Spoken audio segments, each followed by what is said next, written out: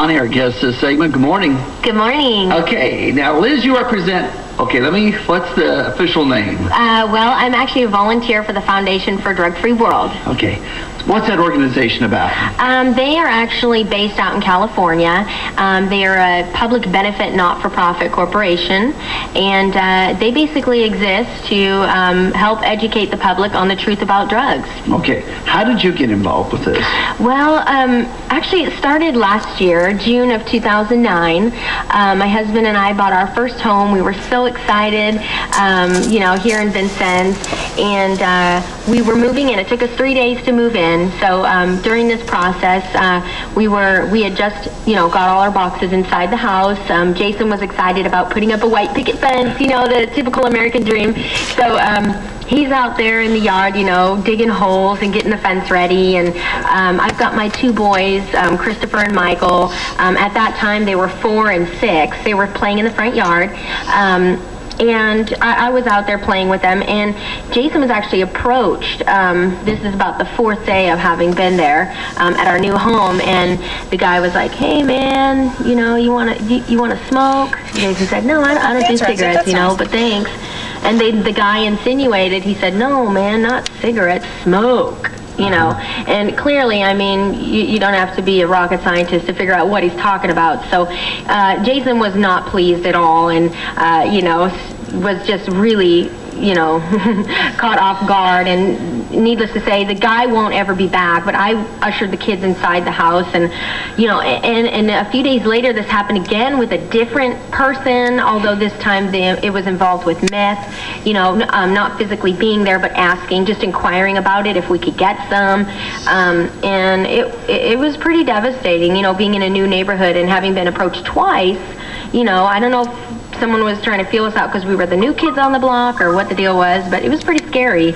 Now, the neighborhood, does it seem like it's a nice all-American type neighborhood? It really does. It's from the outside, the lawns are trimmed, the people, they take care of the outsides of their houses. It looks pretty decent. I was really excited. The house itself is beautiful. The neighborhood is nice. This hasn't happened since then, but, to have that happen twice in the same week, that was pretty devastating. And, my heart sank. I was just scared, out of my mind, thinking, what have I done? I'm locked into a 30-year mortgage.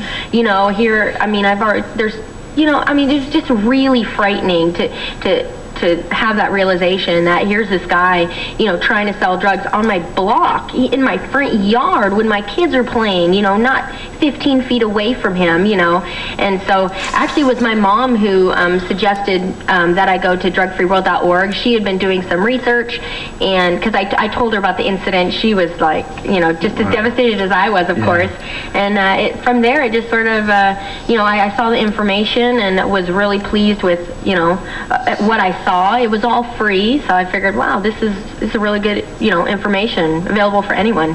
Okay, so anyway, you go and you start getting this information, and then where did you go from there?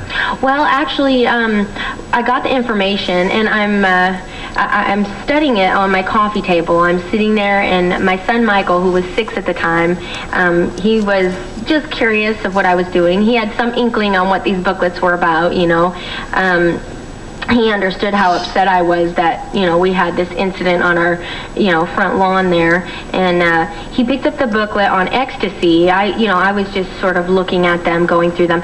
And he looked at me, and of course, he was in 1st grade at the time. He's, his reading skills are improving. And he picks it up and he says, "Mom," and he looks at me and he says, why does this say Scooby Snack? He just happened to latch onto that word. He recognized Scooby-Doo, he's like, "What is this Scooby Snack?" Of course, I didn't know what he was talking about. I was like, huh? So I took the booklet away from him just to see what, to figure out what he was talking about. And sure enough, right there on the page for street names, Scooby Snack was a nickname or, a street name that somebody would call an ecstasy pill. And so I sat down with him and I sort of explained that, and I said, that a drug pusher will say or call it anything to basically make that sell, to get you're a potential client, that's future income for them. they just want to get the next high, and so, I mean, that experience right there, like giving that information to Michael, and because he's a big fan of Scooby-Doo, what 6-year-old isn't, you know what I mean? Right. So it was really that moment that I made the decision right then that this information needs to get into every kid's hands, because that little piece of information from one booklet, just that one piece of information, could potentially save his life. I mean, if somebody were to come up to him and say, "Hey man, you want a Scooby snack?" He wouldn't know the difference. He'd be like, "Sure." I mean, I love Scooby-Doo. Thanks, man. And they're, and downward spiral from there. So. Okay, so you end up getting this information. You start studying it. You showed me it's a little box that has like about 6, 7, 8.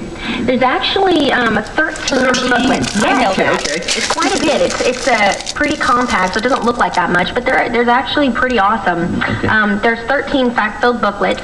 Each one specifically addresses one particular drug. So you'd have one on ecstasy, on heroin, on cocaine, on inhalants. It addresses alcohol as a drug.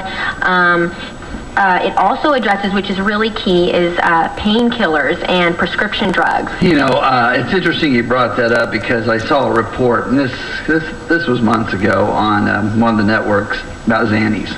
About, that's in the schools. It's almost easier to sell prescription drugs than it is anything. You're absolutely right, and because they're so available through the parents' medicine cabinets, they're easy to get. They're not illegal.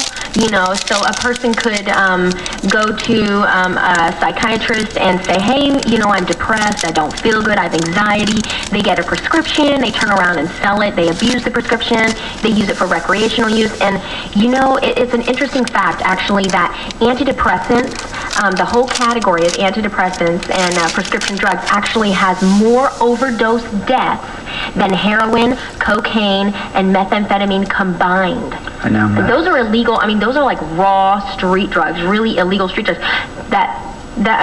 If you just step back and think about that for a second, that those prescription drugs are responsible for killing more people than these heavy-duty illegal street drugs. It's pretty scary. Because you don't have to worry about delivering it, or making it. You're right. It's abused prescription, and most of the time it is just from the home medicine cabinet. So. That's right. And of course, there's a common misconception that simply because it's prescribed by a doctor that it's safe to take, and that's pretty scary. And we're seeing the average age of prescription drug use being 13 and 14-year-old, so that's how early that, some of these kids are starting or being introduced to these drugs. And of course, prescription drugs, that really opens the gate to abuse of more drugs, and, opens the gate for them feeling it's okay to be high, for recreational purposes, that sort of thing. So it really opens a big can of worms, and kids just don't understand the real dangers that are connected with these drugs. There are suicides, there are overdose deaths, they're just so incredibly dangerous